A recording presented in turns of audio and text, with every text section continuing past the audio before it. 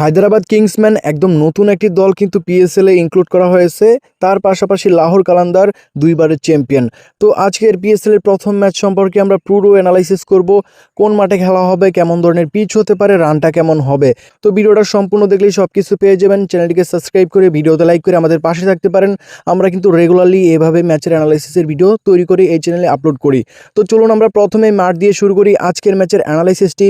আজকের ম্যাচটি লাহোর কালান্দার টিমের হোম গ্রাউন্ডে হবে, তার মানে লাহোরে ম্যাচটি হবে।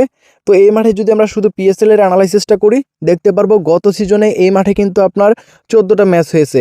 তো 14টা ম্যাচের মধ্যে কিন্তু যারা পরে ব্যাট করেছিল তাদের উইন চান্স বেশি ছিল, 8টা উইন করেছে এবং 6টা হচ্ছে যে প্রথম ব্যাট। তো বুঝতেই পারতেছেন পরে ব্যাট কিন্তু বেশি জয়লাভ করে লাহোরে, এবং এখানে কিন্তু আপনার যারা টস উইন করবে এখানে বল নিতে চাইবে এবং সেকেন্ড ব্যাট ফেভারিট থাকবে।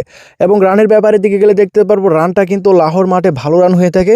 আপনারা বরাবরই দেখছেন এখানে কিন্তু মোটামুটি যে আপনার 170-80 অনায়াসে কিন্তু ইজিলি যে কোনো ম্যাচে হয়ে যায়।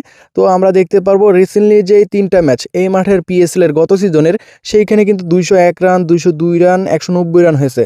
তো এখানে দেখেন ভালো রান কিন্তু হচ্ছে রিসেন্টলি ম্যাচগুলোতে। গতবার পিএসএলে, এবার যেহেতু কোনো ম্যাচ হয় নাই সেগুলো তুলে ধরতে পারলাম না। তবে গতবার যে পিএসএলটা এই মাঠে বা এর আগের পিএসএলগুলোও কিন্তু ভালো রান কিন্তু হয়েছে এই মাঠে, এবং রানের একটি মাঠ, আউটফিল্ডটা অনেক ফাস্ট, পিচগুলোও কিন্তু ব্যাটিং ফ্রেন্ডলি হয়ে থাকে।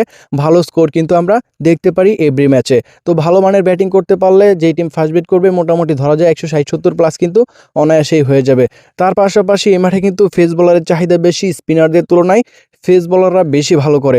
আপনি লক্ষ্য করবেন দুইটা টিমের মধ্যে যে টিমের ভালো মানের ফেস ইউনিট থাকবে তারা এই ম্যাচের উইন চান্সে দৌড়ে বোলিংয়ের দিক থেকে এগিয়ে যাবে।